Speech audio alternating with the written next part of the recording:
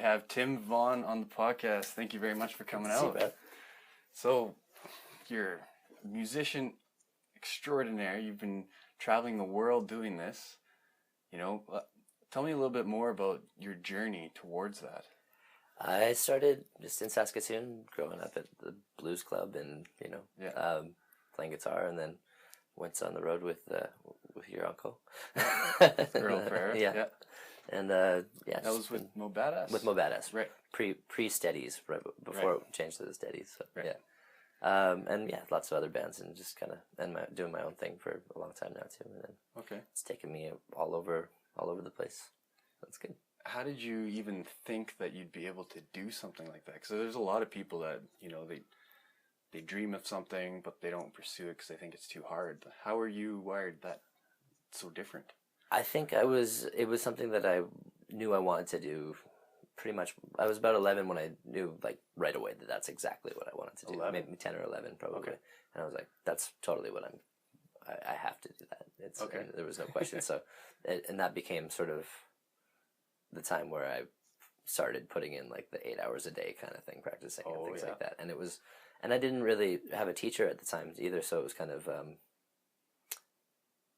of just me making noises, which was kind of and figuring it out that way. And then everything else, I learned what I was doing later, right. Like technically speaking, what I was doing later, out of necessity, I guess. But I kind of learned it through the bash it out until it works kind of method, as opposed to somebody showing me a whole bunch of things right off the cuff. But right. And if you did have someone like that, you think your growth would have been accelerated?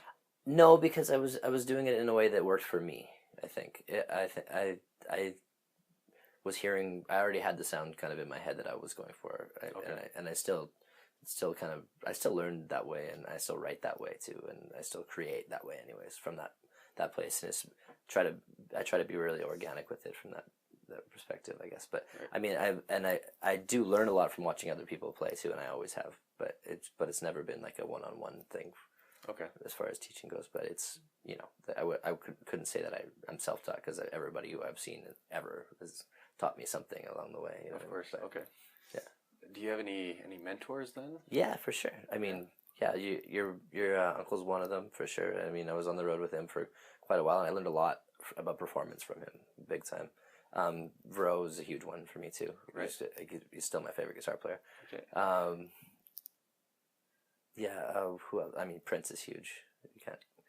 Prince is, I think, the best performer still on the planet. So still to date.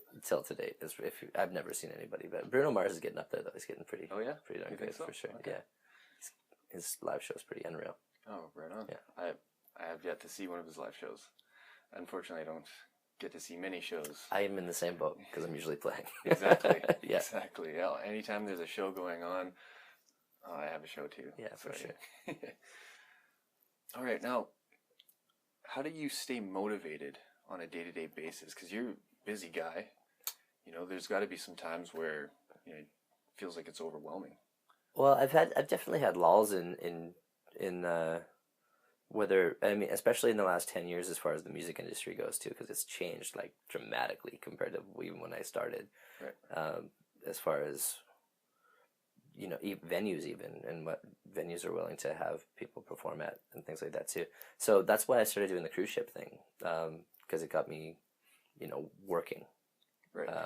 So if I don't keep busy, then my head gets messed up about everything. So as long as I'm busy, I can keep the workflow happening, and then I keep content with it, I guess. So when it's not busy, how do you reset your brain? When it's not busy, I reset my brain by. That's a good question. What do I do? I usually start writing, but it's been busy for a long time, to be honest.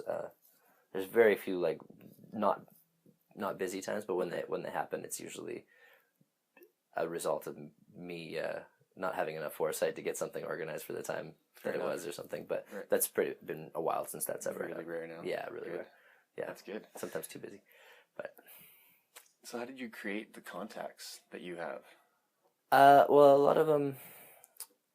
I've been working with the same agent right now since I was 13, off and on. Okay. as far as like with my solo stuff goes, anyway, when I'm out on the road, and that's been a pretty good relationship. It's been at least consistent working stuff, and I use other agents other places as well too. But right. So you have that. But I've had that long relationship, and I kind of worked the company he used to work for. I was recording at their studio a lot. Same studio that Widemouth recorded their first record at. I was working out there every summer, cool. And so I was learning the ropes out there from Carson Cole ran the studio called Brown Sound. Yeah, was the company back then, and I spent summers out there, just kind of learning the ropes. I've been getting around a studio, which helped a lot as far as me creating went to, and that's kind of right before Pro Tools was really a big thing, even. So it was like I was still cutting tape and things like that. Oh, really? So, yeah. So it was kind of it was fun for that, and the mixing there was no automation. You had to do the mixes like on the fly, right? So you'd have 4 people on faders, and it was pretty. It's a lot easier now. I'm assuming. Well, it's a lot more easy to fix mistakes on those kind of things. Like, editing's a lot easier now. Yes. I'd still like to record that way though, like with the live vibe. Really? Yeah, like with the band. Right. Like try to get the take, with people playing together, so it feels like. I mean, we might do some overdubs and stuff like that, but so it feels like a band, Oh, okay. So I noticed a big difference in that. Really familiar. What's the other way to do it? Well, a lot of people do it, like say they'll lay down like a drum loop or something like that, or just a drum track, and then keep replacing it, which is cool. But I really like the sound of a band, and that's what drew me to music in the first place. Like live music's what drove me to play music in the first place. Right. So I like that aspect of it more so than the how would I put it, in the canned thing, I guess. Right. Just cookie cutter. Sort of. Yeah. Okay. Yeah. Do you play any other instruments? Yeah, I play keys and drums and bass and. And when did you start expanding to those instruments? I started on piano before I played guitar. I always kind of played guitar, but piano was I took lessons. That's the only instrument I took lessons on. Okay. For like 3 years. Not that I listened very well. But I play probably more piano now than I did back then. But it's a great tool to know how to write on. It's the foundation for every other instrument, really. As far as understanding and relating. It's knowing the keyboard at the very least is important for harmony. I think essential. Yeah. Okay. It's great for arranging too.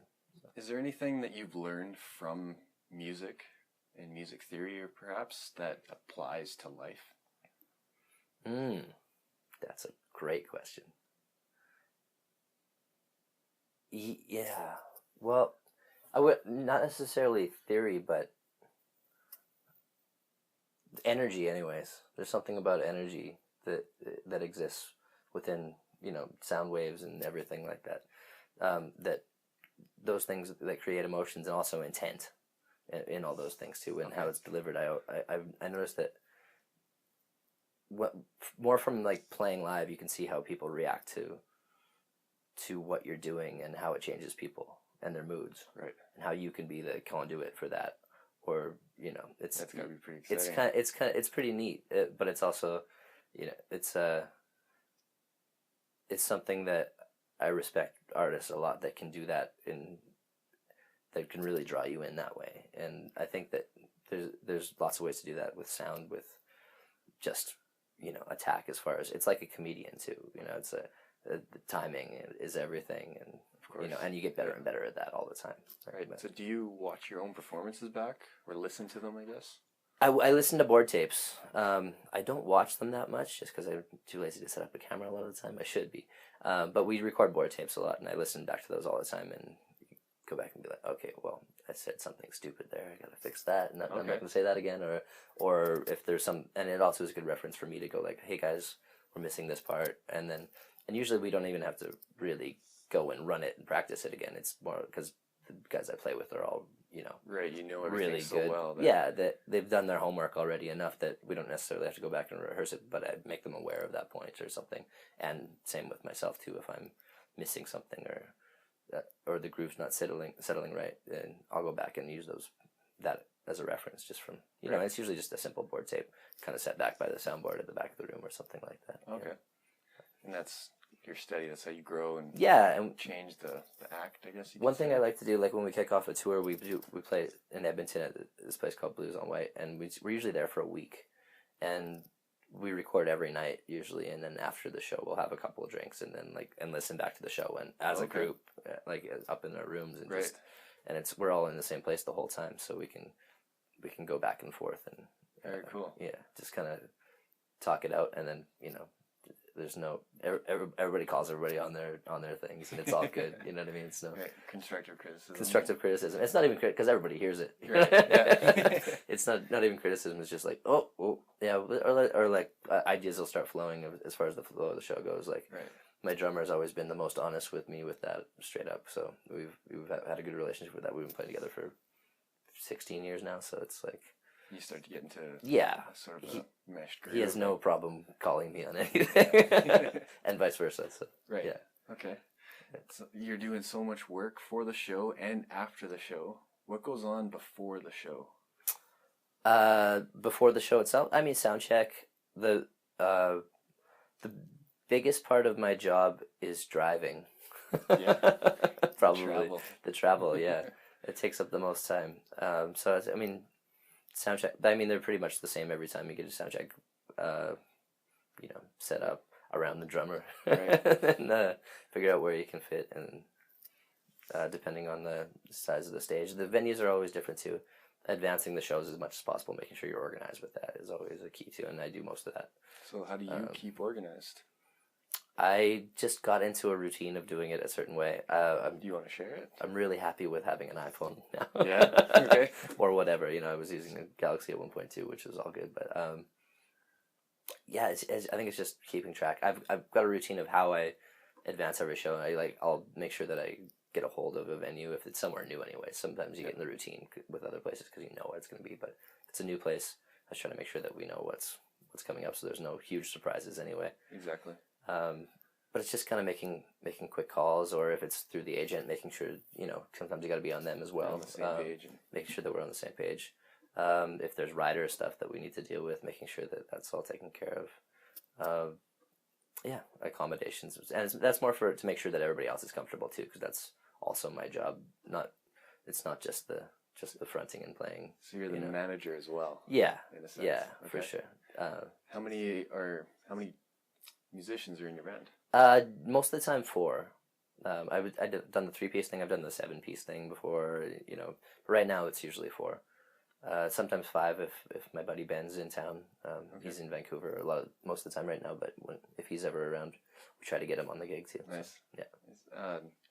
Is this the same band that goes with you to the cruise ships? It's everyone who's in the band has done the cruise ship gig before. My drummer doesn't do it anymore. Keyboard player has every other time.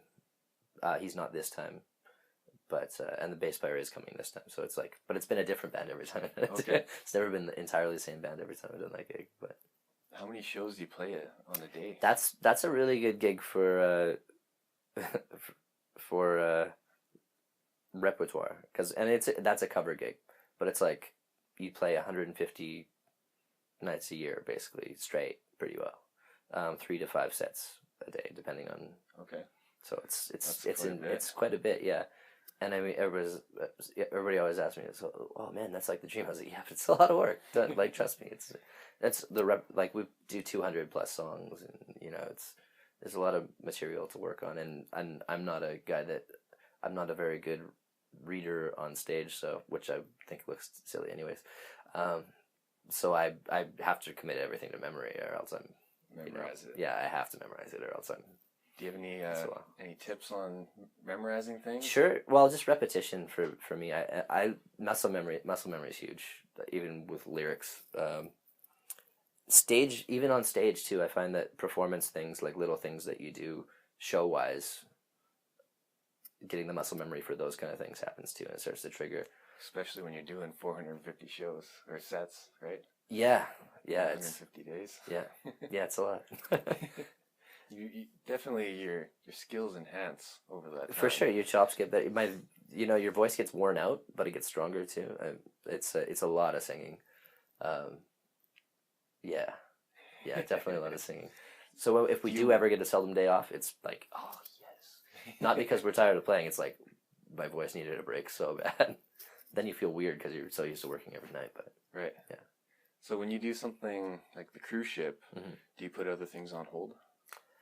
Well, as far as the touring goes, because it's like you're committed to a certain amount of time. I don't put everything on hold. It's because I'm always working on something new. Right now, things are changing a little bit. It's because my girlfriend's in New Zealand, so I'm trying to work on making sure that I can be with her too is a big priority in my life right now. Right. So making time. Yeah, making time and just figuring out how to make all that work. But she works on ships too, so I'm probably going to spend quite a bit more time on ships for the next few years, anyways.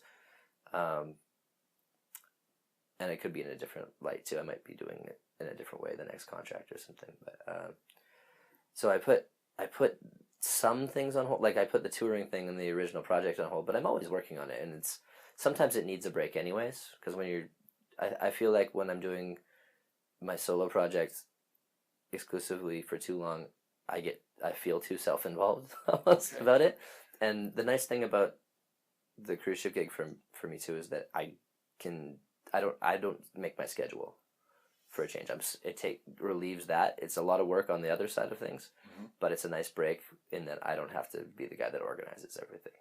So I'm still organizing people, but I don't have to, I don't have to travel. I'm on the gig, right? So it's like, that's a load off, that part. Right. Yeah, and I mean, I can show up and play, sure, you know what I mean? But, so do you review every show? Not on the ship. On the ship? Not on the ship. That would be that would be a lot. That'd be a bit much for sure. But I mean, I pay attention to it, and the thing with that is it's every crowd is completely different.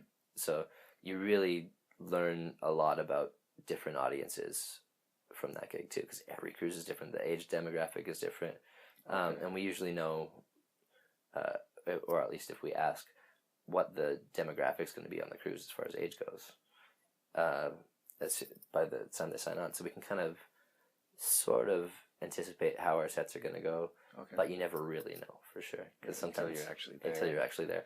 So the first night's always kind of seeing what's going to fly, and then bring them into your craziness. To we get away with getting a little bit more outside the box than I think some cruise ship bands do, because we're good at improvising too, so we know how to make those kind of things work. But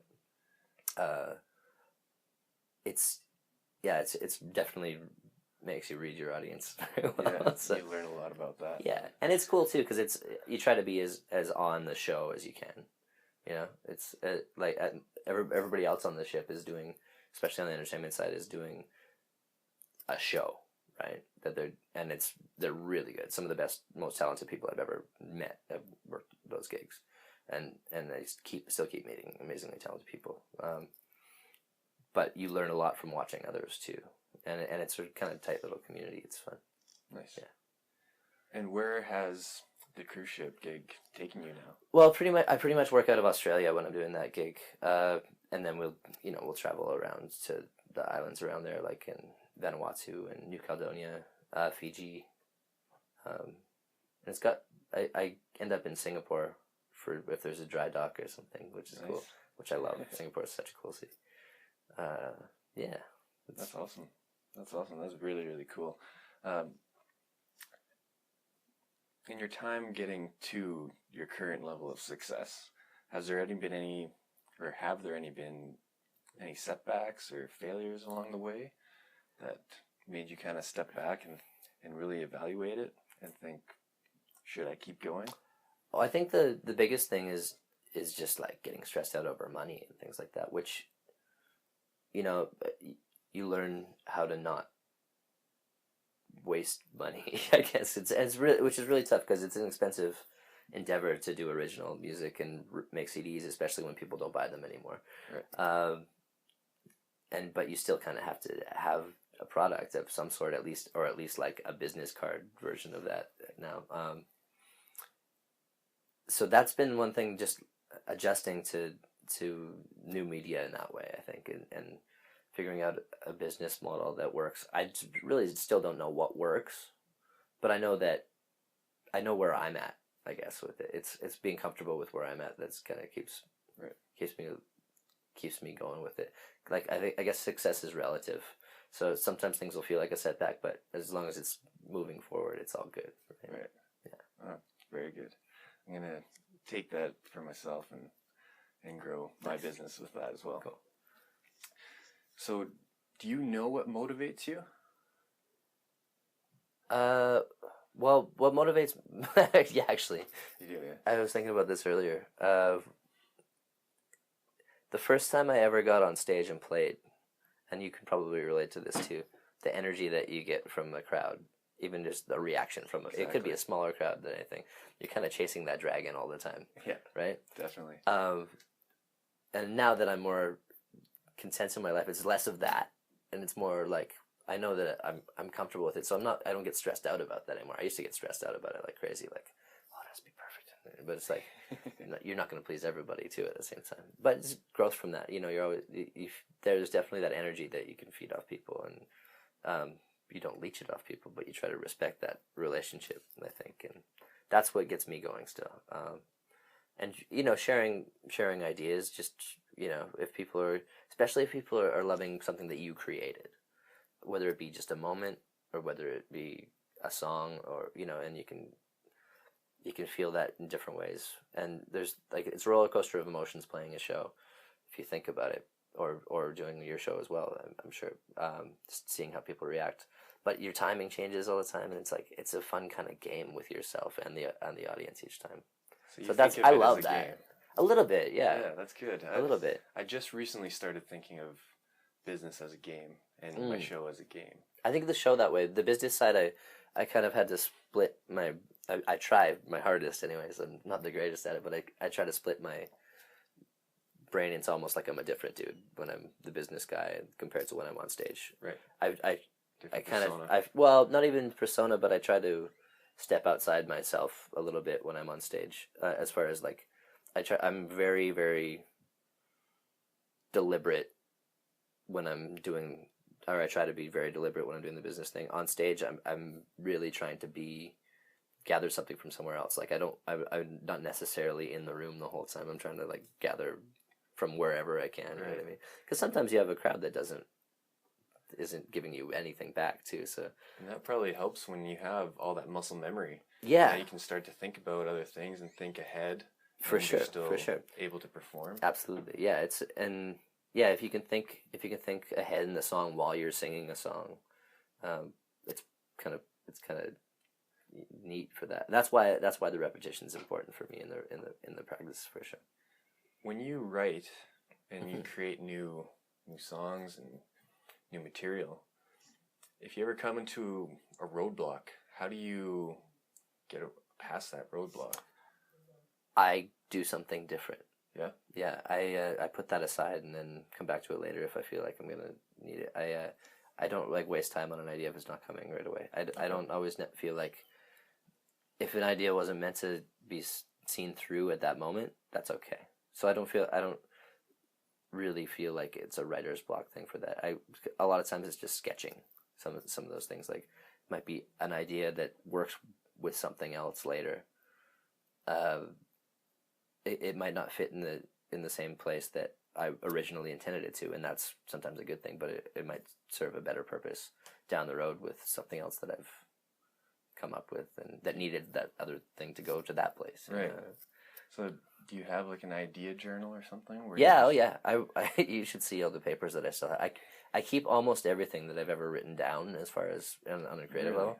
It's not necessarily, some of it's more organized than other bits of it, but like I still have pages from when I've been writing since I started basically too. So I have pages from back then that I sometimes just go through to be like, if I'm ever need some reassurance and like I'm not really happy with where I'm writing and stuff, because that's you're always growing with that too. So exactly. I keep looking back at all the earlier ones and I go like, oh yeah, no, I'm doing all right. Came a long way. I've come a long way, so I don't have to feel bad about anything. It's just How old are you now? 29. 29. Yeah. All right. So is that 16 years then, or since you were 13? 16 years professionally. Yeah. That's a long time. Yeah. It's a long time. What what do you see for yourself in the future? More of the same. I'm always going to be creating and writing, and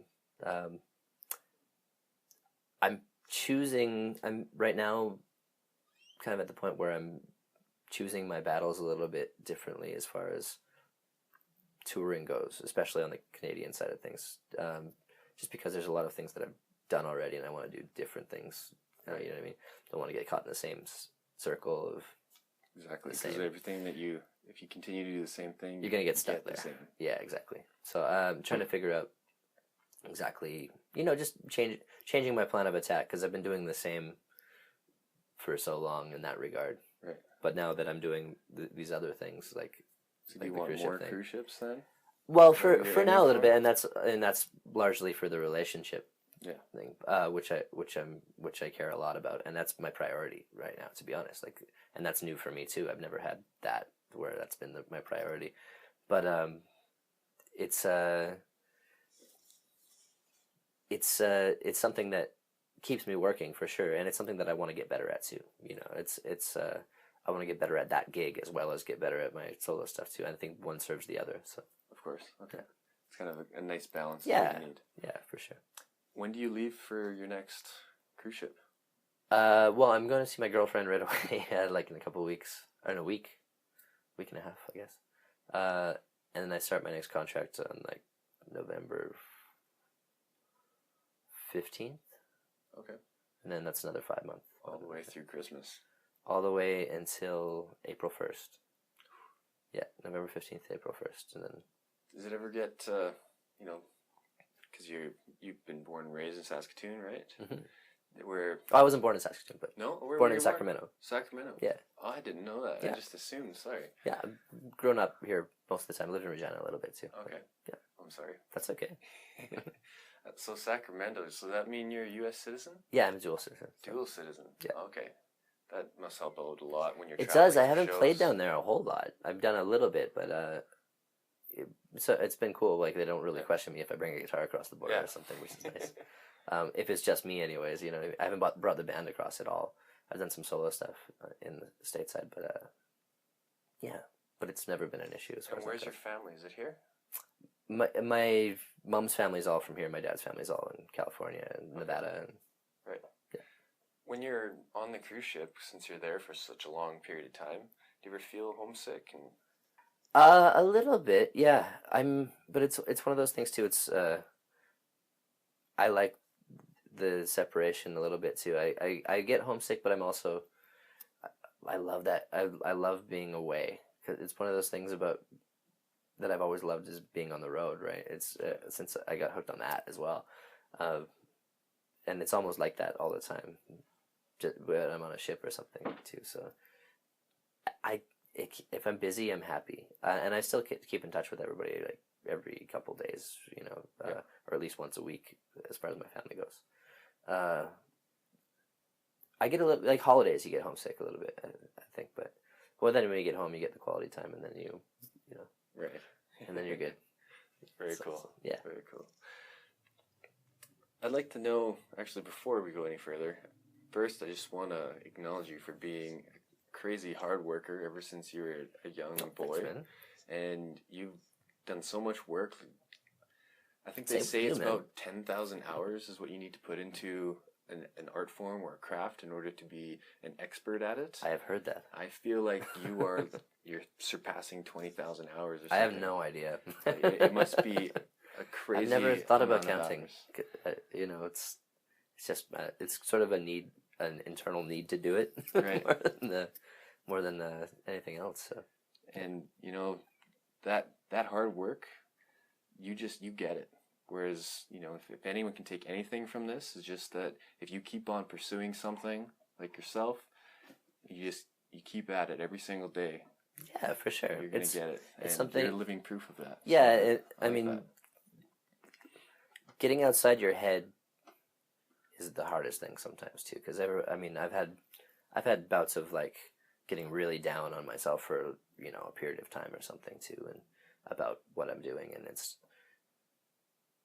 it's hard to get through those things sometimes, and it happens to everybody, to varying degrees, right? But if you keep working at it, you're always gonna improve and get better.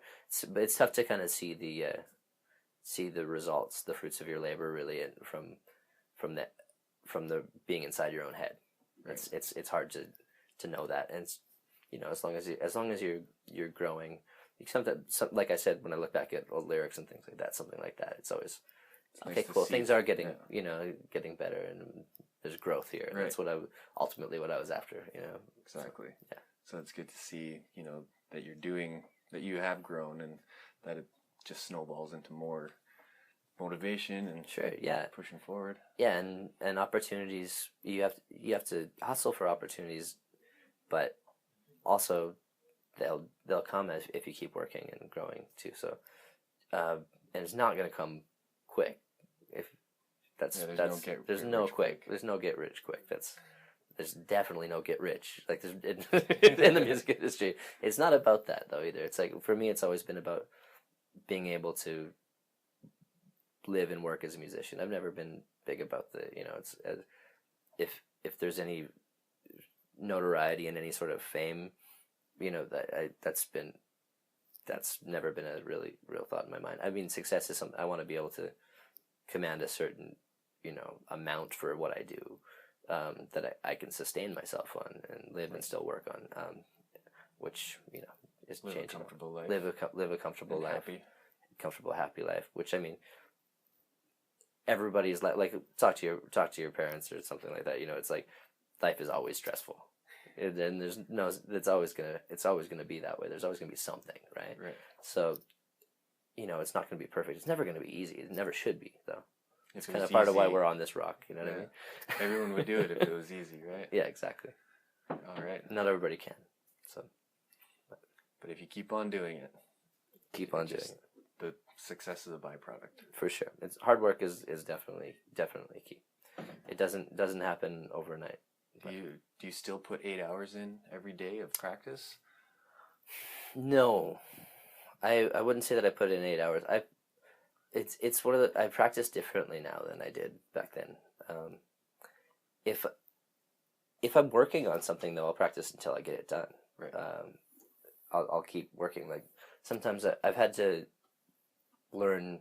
I'd learn 50 songs for a gig in like 3 days once. Wow. And it was country, and I was like not very good at it. But I did the gig fairly well, and I was just like, I got through it, and I had it, more or less all there. I had charts with me that time, fortunately, but I was still like the guy that doesn't want to use charts as much as I can, still play like I mean it. And that was probably the most intense learning I've ever done for a gig. But the ship kick's been good for that too. So when I'm doing something like that, I'm preparing for something like that. I get down into it. And same thing with writing. I mean, I consider all those things practice. If I'm writing, it's practice. If I'm just singing, warming up, it's practice. If I'm sitting at the piano just messing around, it's practice.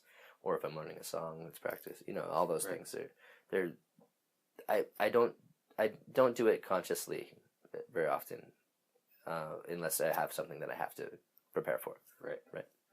And then, of course, your live shows; those are all practice too. Yeah, for sure. Repetitions. Yeah, and I even just sitting and playing guitar. I sit and play guitar without even thinking. You know what I mean? If I'm watching TV, my guitar is usually handy. Yeah. It's funny you say that because I usually have a deck of cards in my hand when I'm just doing aimless things. Yeah, it's good. I mean, then that helps with being able to multitask, I think. Right. I can play and learn something while I'm watching something else, and it bugs my family whenever I'm around them. But do you ever get? Are you listening to me? Yes, I'm totally listening to you. What do you mean? Do you ever get people that when they hear that you're a musician, they ask you to sing or play them a song? Yeah, I do get that. How do you respond to that? It depends. It's at family functions, which I totally hate doing it. I don't mind doing it once in a while, but I don't like doing that unless I feel like doing it. You know what I mean? If it's not, because it makes me feel like I'm working. Sure. You know what I mean? When I'm trying to just hang out with. Exactly. Yeah. And just want to socialize with and your family. and I remember my mom always being like, "Oh, but come on," and then I'd be like, I don't know how to explain this to you without. I don't want to sound like a jerk, but it makes me feel like you're making me work right now. And I'm just trying to enjoy you guys, and I'd be happy to cook. And how's your cooking skills? Oh, they're not bad. I like to cook a lot. So what's your best dish? My best one I've done was I did Cornish game hens on a rotisserie Cornish game hens once, like stuffed. I don't remember exactly what I stuffed them with. I change the recipes every time I do it. I'm not really a stick to the same recipe kind of guy, so I change it just about every time I do it. Make it interesting. Tweak it, Yeah. I don't write anything down when it comes to that. So I think I see a pattern. Yeah, definitely. You like to read the music while you play. Yeah, have it all up here for sure. Like and I have this thing where if I'm cooking with meat or anything too, I smell it and then I decide what I want to put in it.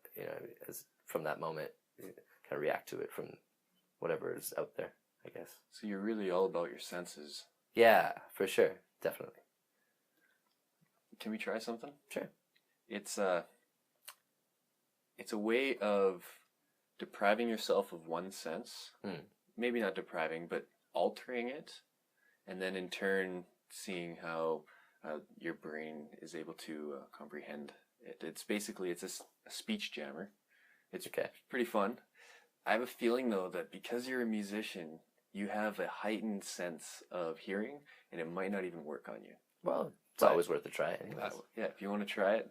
I don't know. I've seen you work before, and you're pretty good at this. It's all technology for this one. So, all right. Just tell us maybe just your favorite story. My favorite story. My favorite story is from a a Grady album actually. It was about the hangman on the the album's called Cup of Cold Poison, and they're talking about the guy getting his last drink and being on the wagon. I can't remember exactly how the story goes, but it was basically where the origin of the word or the term "on the wagon" came from. Okay. And it was a guy on death row, basically, and Gordy told it better. Yeah, fair enough. Okay, we can put this down because you actually it didn't even affect you at all. What's that? Here, we'll take Sorry. Yeah, it didn't affect you at all. No. No. What it's supposed to do is because there's a slight delay. Yeah. From you hearing yourself, and the music is just to drown out the background music. Oh, gotcha. Or the background sound, so that you can't hear yourself.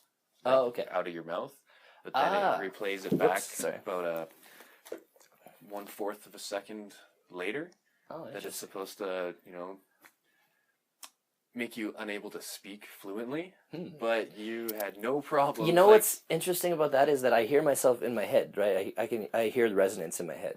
Is that something that you just grown? Well, singing does that. Makes you pay attention to that. I think cool. You really I'm used to wearing headphones too, for one. Yeah. In the studio and things like that. So I knew it. So I had a feeling that might be one thing too, and like talking to people while in the middle of it, tracking. Sometimes you'd be giving cues or something like that. But yeah, right. That might having to talk without. Not that I got through yourself. That story with any well, anything, but even still though, it's supposed to create it's a stutter-like appearance. But I felt that though. I did feel that. I wasn't as articulate as I wanted. I would have normally been. Right. I was trying to be. But you still, your experience, you crushed it. Thanks. Good job. All right. Well, I just have a few more questions for you. And yeah, thanks for participating in no this. Worries. Happy to be here, man. If I were to do it's that, good to see you. I don't get to see you. Yeah, anymore, so. I don't even remember what the last time I saw you was. I don't know either. I think it was some show downtown, maybe Jazz Fest or something, maybe something like that. Yeah. Can't remember, but either way, I'm gonna remember this time, and I'm sure you will too. For sure. I hope you're having a good time. I'm having a great time, man. Yeah, I'm learning a lot, and anyone that's listening is gonna learn a lot too. Cool. Yeah, the last few questions are, first off, where can people find you if they want to get in contact with you? Facebook's easy. Facebook, okay. Look up Tim Vaughn on Facebook. It's Vaughn, not An. And I'll put that in the show notes too, so cool. that everyone can click the links. And timvaughnmusic.ca. Okay. What else is there? Twitter, if you want. I mean, okay. You tweet? I tweet a little bit. Okay. Once in a while when I feel like it. Okay. If you want to follow me on Instagram, I don't put anything up there. I have a lot of followers, but I think I have 4 pictures up there. They all end up going to Facebook. I figure I consolidate everything onto one thing. Right. That makes it easier. Yeah. So, sorry, this is just an extra question, but so you don't do the online social media marketing as much as... I do, but I hate it. It's like my least favorite thing on the planet. Mostly because I find that I just find it frustrating. And I know it's very important right now too in this day and age. I find being on it frustrating and antagonizing to me. Like it feels so artificial to me. And you know I use it to tell people about shows, and if there's something that's really on my mind, I'll say something too. But I try not to I try to write to express my your thoughts and stuff, and I don't want everybody to be know exactly what I think about everything. But it seems like everybody wants everybody to think know what they're thinking on Facebook and stuff, which is cool. But it's there's so much noise though and misinformation, and I don't really want to be a part of the noise and misinformation. I want people to hopefully like what I do, but I don't want to add to that. Right, and you don't rely on social media to... I do for promoting shows, but... Okay, for shows, but I mean, you're able to be super successful getting cruise ships, Yeah, that had nothing to do with the cruise. My favorite thing about doing the cruise ships is I'm really disconnected because the internet's not very good out there. Right. So I get to kind of unplug for a while, and it's other than talking to home, I'm not really on the internet. A lot of guys that work on the ship, as soon as we get to a port, it's like run to the nearest Starbucks, and they're like, I'm kind of like, no, it's all good. Yeah. Nice. You're not addicted to it. That's good. Well, I am when I'm at home. I'm still like everybody else is. I'm still looking at my phone every day, especially if I'm trying to talk to my girlfriend on the other side of the world, and just seeing where she's at. But it's nice to not be as attached to it. And I find again too when I'm busy I'm less attached to it as well. Okay. But, very cool. Yeah. And now the last question. I think you might have something in mind already, but if you had to leave behind one song, and it's not one of your songs, let's say for instance that everything that you've ever done somehow got deleted, and you want to leave behind, one song that describes your life. What would that song be?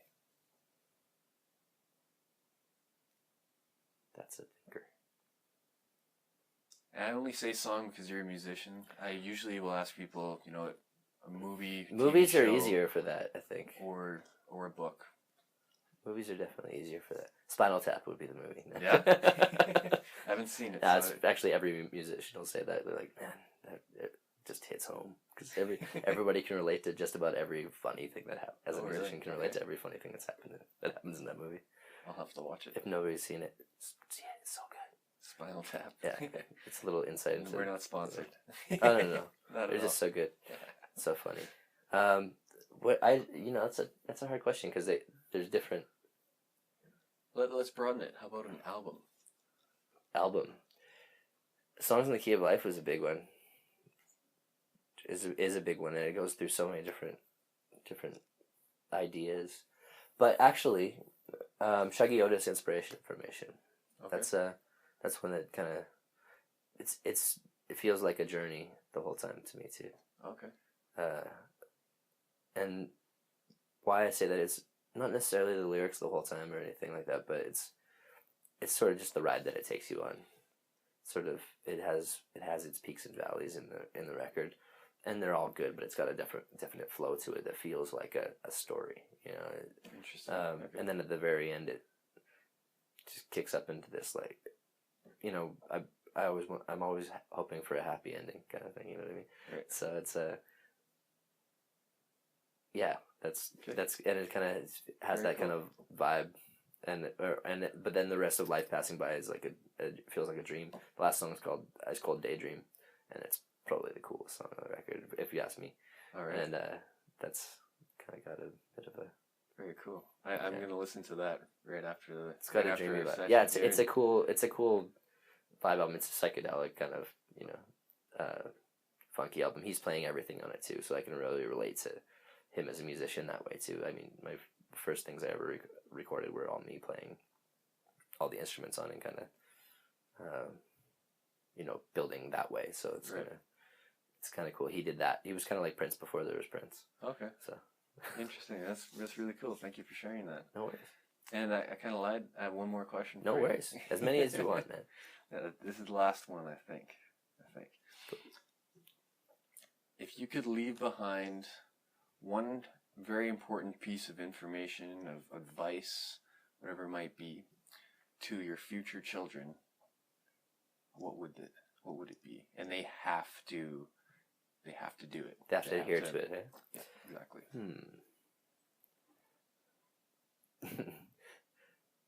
I would say be smart with your money.